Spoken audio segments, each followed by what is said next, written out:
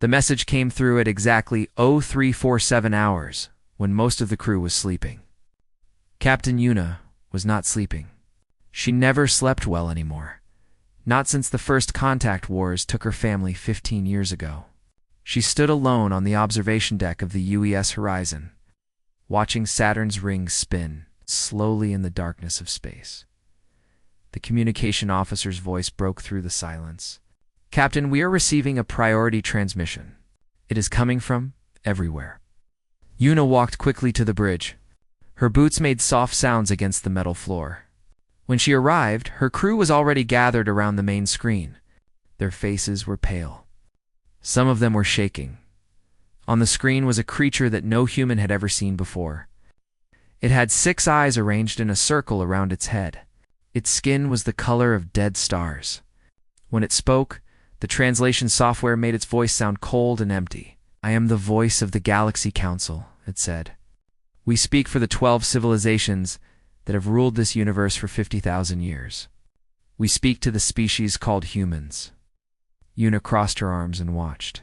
"Your kind has spread to 3 solar systems in only 200 years. You have discovered the mineral called Star Core on Neutral Moon 7. This mineral belongs to the Council. Your expansion belongs to us now. Your future belongs to us." Lieutenant Taiho, her second in command, moved closer to Yuna. He was a young man from Seoul, only 32 years old. He had served under Yuna for 6 years. He knew her better than anyone. "Captain," he whispered, "what do we do?" Yuna held up her hand. The alien was still talking. "The Galaxy Council gives Earth 72 hours.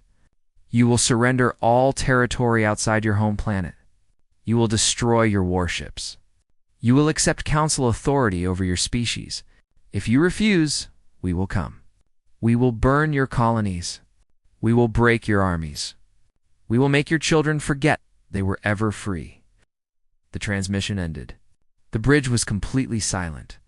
Yuna looked at her crew. She saw fear in their eyes. She saw confusion.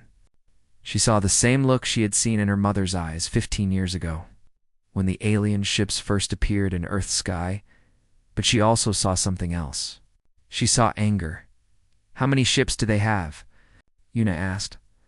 The tactical officer, a woman named Nari, checked her screens. Her hands were trembling. "Our intelligence says the Council controls over 10,000 warships in this sector alone, Captain. How many ships does Earth have? Active combat vessels? Maybe 200. Most of them are smaller than the horizon." Taiho shook his head. "This is not a war we can win. We need to contact Earth Command. We need to discuss options. Maybe there is a way to negotiate." Yuna did not answer him. She walked to the captain's chair and sat down slowly. She thought about her father, who died protecting a refugee ship during the first contact wars. She thought about her mother, who died in a hospital 2 years later, her heart broken beyond repair. She thought about the billions of humans who would live as slaves if she did nothing. "Open a channel to the Council flagship," she said. Jiho, the communications officer, looked at her with wide eyes. "Captain, open the channel." He did as she ordered.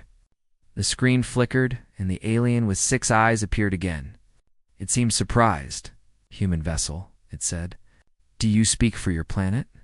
"No," Yuna replied. "I speak for myself. I am Captain Yuna, of the United Earth ship Horizon. I have heard your demands, and you understand what will happen if you refuse." Yuna stood up from her chair. Her crew watched her. The whole galaxy was watching her now, though she did not know it.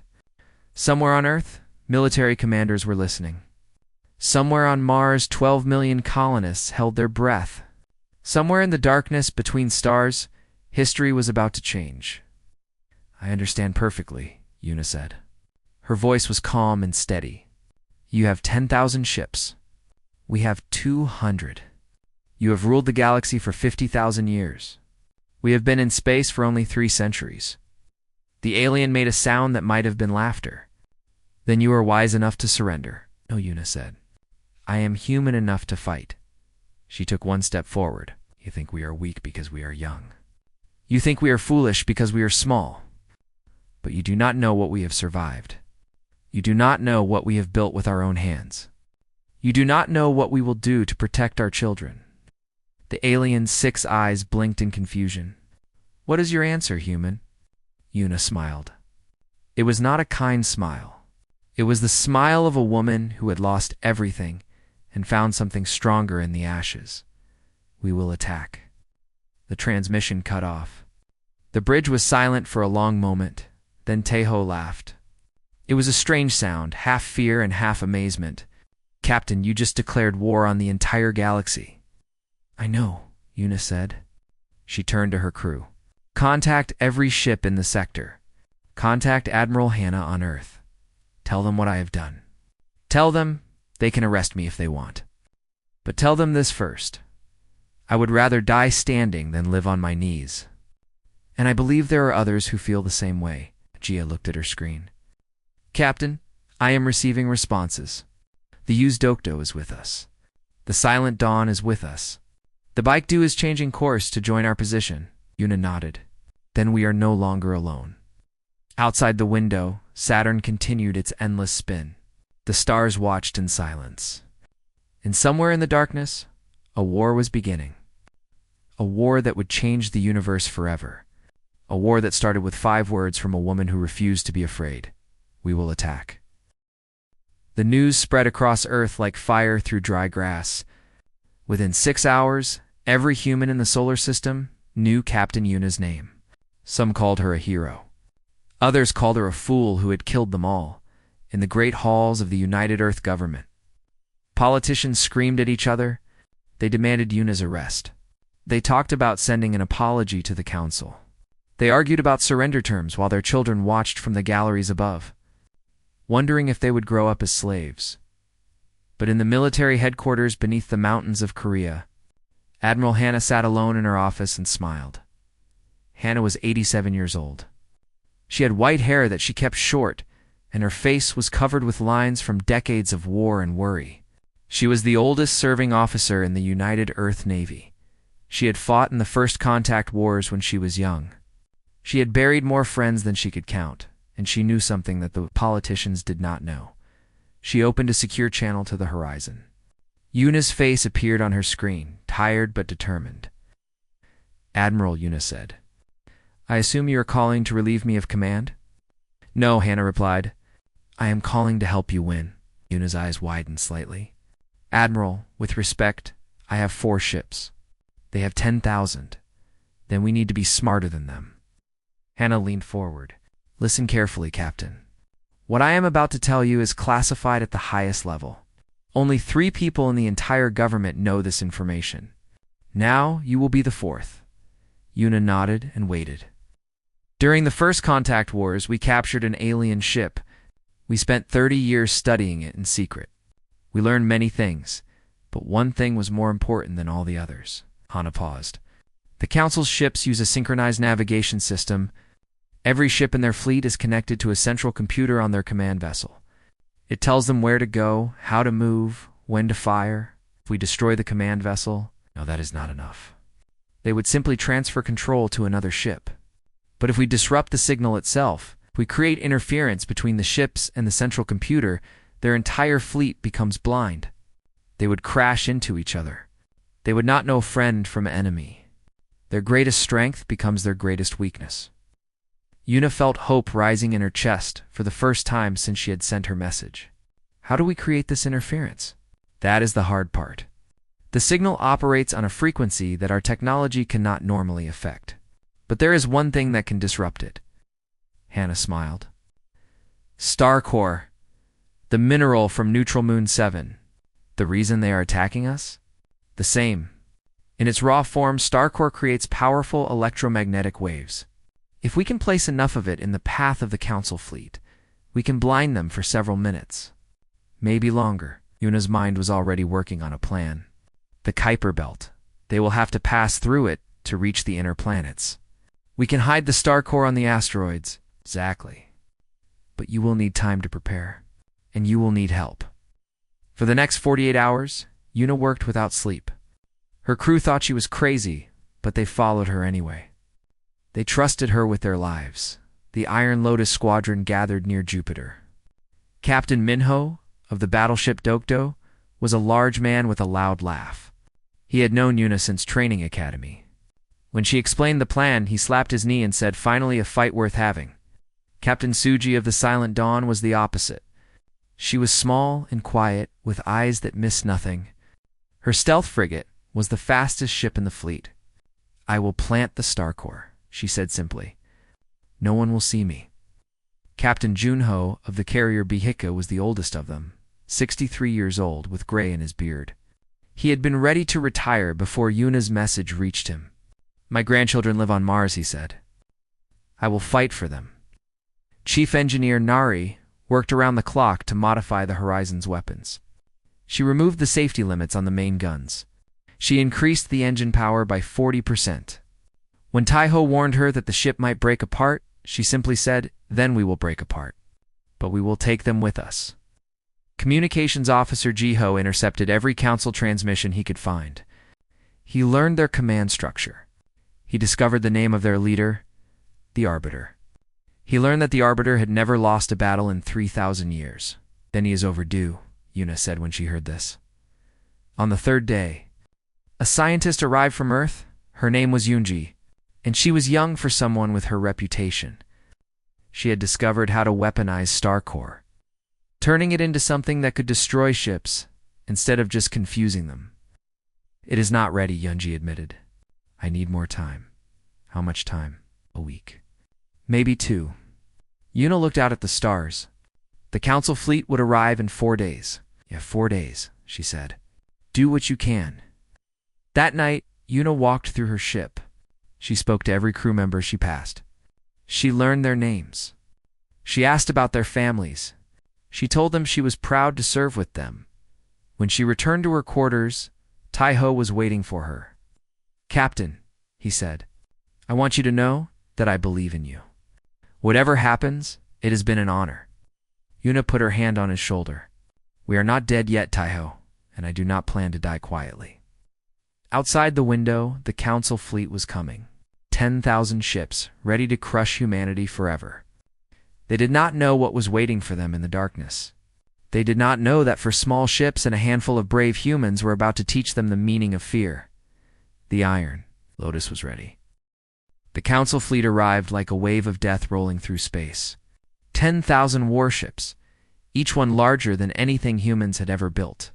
They moved in perfect formation, their synchronized systems making them dance like a single creature with 10,000 bodies. At the front of the fleet, the Arbiter stood on his command bridge. He was ancient, even by alien standards.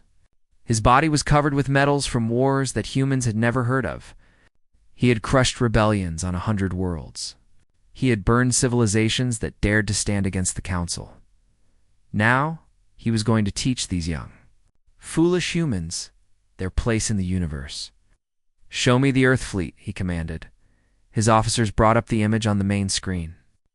4 ships waited in the darkness near the Kuiper Belt. 4 tiny ships.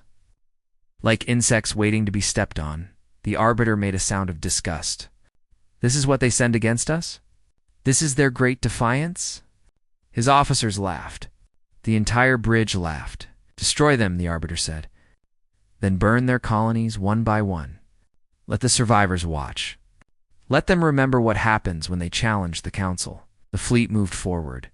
They entered the Kuiper Belt, passing between ancient asteroids that had floated there since the birth of the solar system.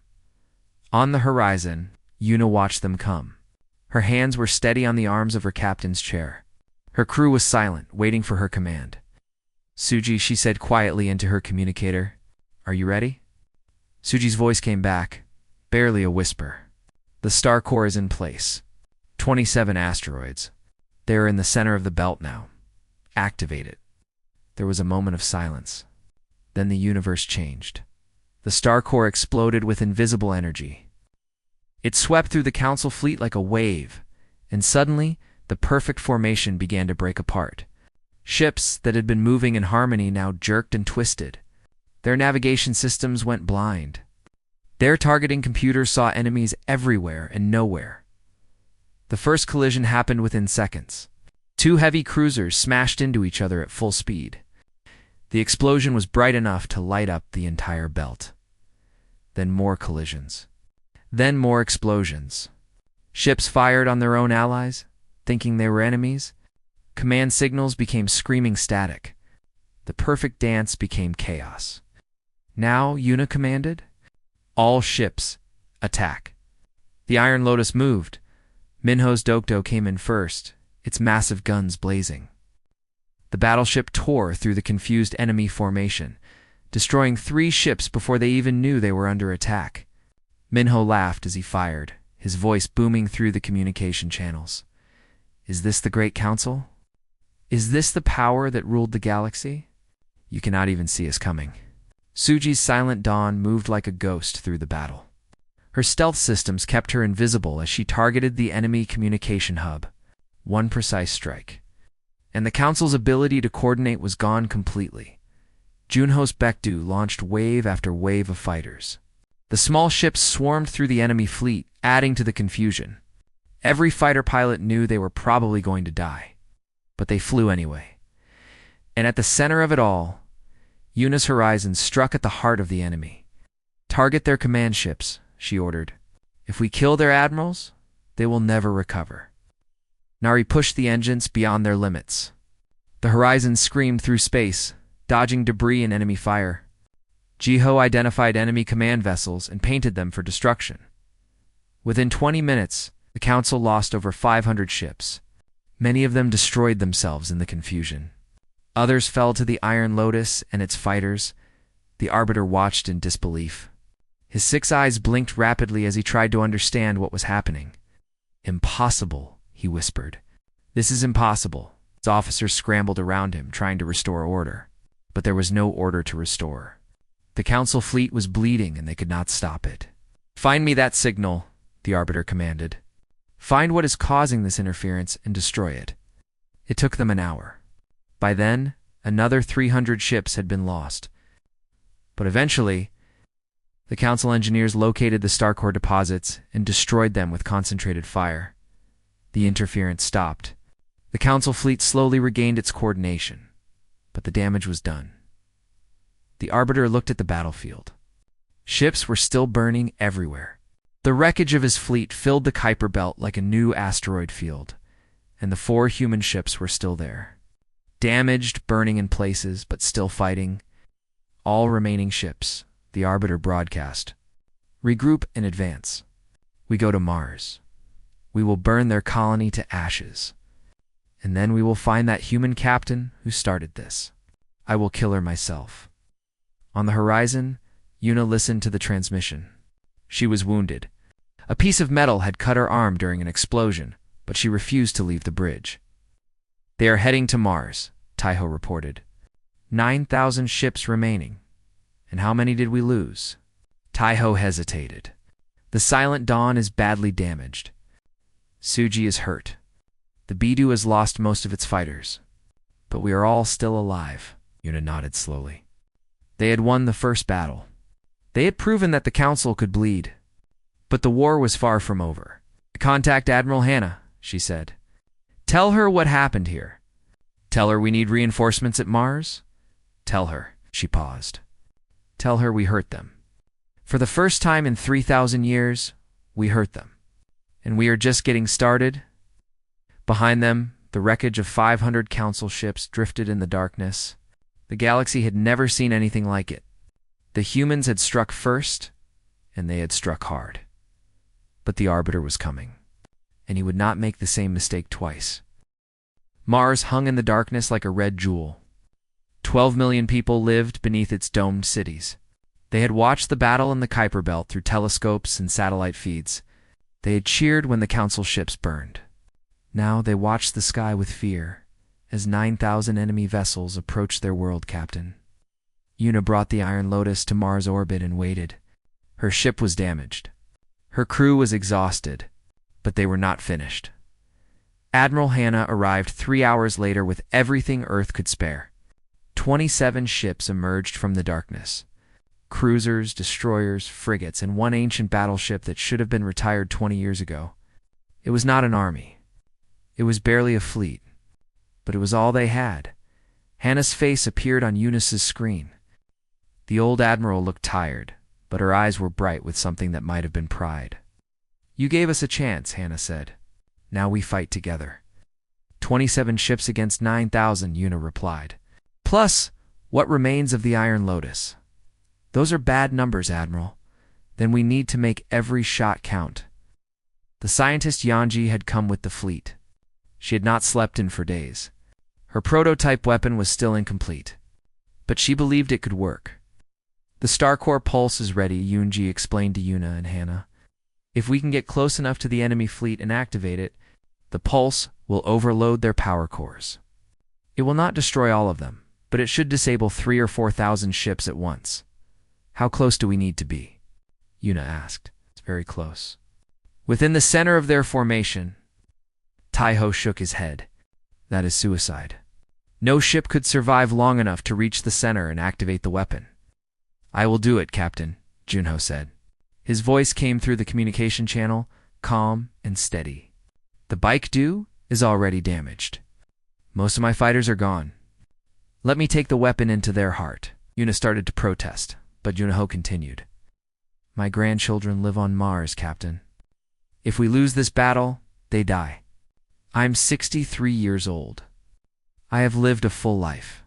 Let me end it with meaning." There was silence on the channel. Then Hannah spoke. "Very well, Captain Junho. We will clear a path for you." The Council fleet arrived at Mars like a storm. The Arbiter commanded from his flagship, determined to avenge his losses at the Kuiper Belt. He arranged his ships in a defensive formation. Learning from his earlier mistake? "No more surprises," he told his officers. "We advance slowly. We destroy them completely. And when we are finished, we turn that red planet into glass." The human fleet met them in the space above Mars. It was not a fair fight. It was never going to be a fair fight. But the humans fought anyway.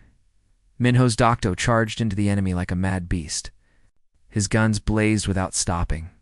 He destroyed ship after ship, taking terrible damage in return. His crew died around him, but he kept firing. "Come on." Minho screamed through the communication channel. "Is that all you have?" "My grandmother hit harder than you." The small ships of the human fleet swarmed around the enemy. They were faster than the Council vessels, able to dodge between the larger ships. They died by the dozens, but they took enemies with them. Taiho led a boarding party onto an enemy cruiser. They fought through corridors filled with alien soldiers, killing and dying in the darkness. Taiho reached the bridge and captured the enemy battle plans before they could be deleted. "Captain," he transmitted to Una, "I have their plans. Their command ship is vulnerable from below. Attack there. Taiho, get out of there. We will pick you up." "There is no time, Captain. Just win this fight." A moment later, the enemy cruiser exploded. Taiho was gone. Una did not have time to mourn. She turned the horizon toward the enemy flagship and attacked with everything she had. Nari pushed the engines until they screamed. Jiho targeted every weak point he could find. In the center of the battle, Junho's Baekdu pushed forward. Enemy fire tore through his ship. Decks collapsed. Engines failed. But still he moved forward. "Almost there," Junho said quietly. "Yunji, prepare the weapon." "It is ready, Captain." "Activate it when you reach the center." Junho looked at the image of Mars on his screen. He thought of his grandchildren, playing in the domed parks of the colony. He thought of the first time he saw a sunrise from space, 50 years ago. He thought of his wife, who had died 10 years ago and was waiting for him somewhere beyond the stars. "I am ready," he said. The Baekdu reached the center of the enemy formation. Junho pressed the activation button. The pulse exploded outward. It was invisible to the eye, but its effects were immediate. Council ships began to go dark. Their power cores overloaded and shut down. 3,000 vessels stopped firing, stopped moving, stopped being a threat. The Baekdu was caught in its own weapon. Junho had known it would be. "Goodbye, my friends," he said softly. "Win this for me." The ship disappeared in a flash of light. On her bridge, Una wiped tears from her eyes and continued fighting. Around her, the human fleet pressed its advantage. The disabled Council ships were helpless. The remaining 6,000 were in chaos. Their formation, broken by the loss of so many vessels, but the Arbiter was still alive, and he was angry. "All ships," he commanded. "Target the human command vessel. Target the one called Horizon. Kill their captain. Kill her now." 6,000 ships turned their guns toward Una. Hannah's voice came through the channel, urgent and afraid. "Una, run. Get out of there." But Una did not run. She looked at the enemy fleet, at the thousands of guns pointed at her, and she made her choice. Ow. She said, "We finish this. Today." The final battle was about to begin. The Horizon burned as it flew through the enemy fleet. Fires raged through 3 decks. Half the crew was dead or wounded, but Una's ships still moved, and Una still fought. Around her, the human fleet was falling. Minho's Docto had taken too much damage and was drifting, its guns silent. Hannah's flagship had been hit by a direct strike and was barely functional. Suji's Silent Dawn was nowhere to be seen, lost somewhere in the chaos of battle, but the Council fleet was bleeding too. The 3,000 disabled ships floated uselessly in space. The remaining 6,000 had lost their formation trying to kill Una, and the Arbiter, in his rage, had made a mistake. He had come to the front of the battle himself. His flagship was the largest ship in the Council fleet. It was old, nearly as old as the Council itself. It had never been defeated in combat. The Arbiter believed it could not be defeated. Una intended to prove him wrong. "Nari," she said to her engineer, "how much power do we have left?" Nari's voice was hoarse from shouting orders. "The main engines are at 40%. Weapons are down to 30%. Life support is failing on decks 3 through 7. What about the backup star core we took from the asteroids?" There was a pause. "Captain, if we use that as fuel, it will overload our engines. We will have 1 burst of speed, maybe 2 minutes of maximum power. Then the ship will tear itself apart." Una looked at the enemy flagship on her screen. It was so close now. So close. "Everyone who cannot fight, go to the escape pods," she ordered. "That is a direct command. I want only essential crew on this bridge." Taiho was gone. Junho was gone. So many others were gone, but Nari stayed at her station. Jiho stayed at his. A handful of others remained, their faces grim but determined. "What about you, Captain?" Nari asked. Una smiled. It was a sad smile, but there was peace in it. "I started this war with 5 words. I intend to see it finished." The Arbiter watched the small human ship approaching. He could not understand it. The battle was lost for the humans. Their fleet was destroyed. Why did this one ship keep coming? "Destroy it," he ordered. Now, his ships fired. The Horizon twisted and dodged, avoiding some shots, taking others. The ship was dying, but it would not stop. "Captain," Jiho said suddenly, "I am receiving a transmission from the enemy flagship. The Arbiter wants to speak to you." Una laughed. "Open the channel." The Arbiter's face appeared on her screen. His 6 eyes burned with anger and something else. Something that might have been fear. "Human," he said, "you have lost. Your fleet is destroyed. Your people will be enslaved. But I will offer you mercy. Surrender now, and I will let you live. You will be a slave, but you will breathe." Una stood up from her chair. Blood ran down her arm from an old wound that had reopened. Her uniform was torn and burned. But she stood straight and proud, like a captain should. "You still do not understand," she said. "You think this is about winning or losing? You think this is about survival? But it is not. It is about something you have forgotten in your 50,000 years of ruling the galaxy. And what is that? It is about showing the universe that some things are worth dying for. Freedom is worth dying for. Our children are worth dying for. And making you afraid is worth dying for." She turned to Nari, full power now. Mari activated the star core. The Horizon screamed forward faster than any ship had ever moved. The engines roared with power they were never meant to contain. The Arbiter's officers shouted warnings. They tried to move the flagship out of the way, but it was too large, too slow. The Horizon hit the flagship at an angle, tearing through its shields like paper. But Una was not trying to ram it. She was trying to reach the bridge. At the last moment, Nari made an adjustment. The overloading engines did not just push the ship forward. They pushed it through the hole, through the walls, through reality itself. The star core opened a rift in space, a hole in the universe. And both ships, the Horizon and the Arbiter's flagship, were pulled inside. The galaxy watched in silence. On his dying bridge, the Arbiter looked at the rift closing around him. He looked at the small human ship that had dragged him here. And for the first time in 3,000 years, he felt true terror. "What have you done?" he whispered.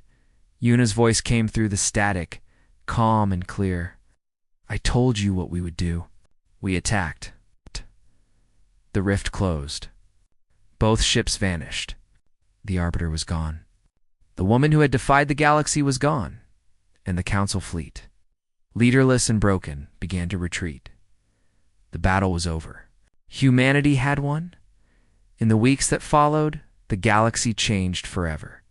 The Council, weakened and humiliated, was forced to recognize Earth as an equal power. The 12 ancient civilizations that had ruled for 50,000 years had to share their throne with a species that was barely 300 years old, on Mars. The colonists rebuilt their damaged cities. On Earth, people danced in the streets. And in the United Earth government, Admiral Hannah worked to build a peace that would last 20 years later. When humanity finally joined the Galaxy Council as full members, Hannah was there to represent them. She was old now, over 100 years old, but her mind was still sharp. The alien delegates looked at her with a mixture of respect and fear. They remembered what humans had done. They remembered Captain Yuna. "Your species is remarkable," one of the delegates said. "You were facing extinction, and you chose to fight." "Why?" Hannah smiled. It was the same smile Yuna had worn all those years ago. "You came to conquer us," she said. "You wanted to make us slaves, but you made a mistake. You made us warriors instead. You taught us that we could beat anyone, even the masters of the galaxy. Remember that. Remember it every time you look at us." She turned and walked out of the chamber. On Mars, overlooking the battlefield where so many had died, a statue stood tall against the red sky. It showed a woman in a captain's uniform, her face turned toward the stars, her hand raised as if reaching for something beyond the horizon. The inscription at the base was simple: "Captain Yuna. She taught us to never surrender." And below that, in letters that seemed to glow in the Martian sunset, were 5 words that had changed the universe. "We will attack." The galaxy remembered. The galaxy would always remember. And somewhere in the darkness between stars, in a rift that no one could find, a captain smiled. She had done what she promised. She had made them afraid, and humanity was free forever.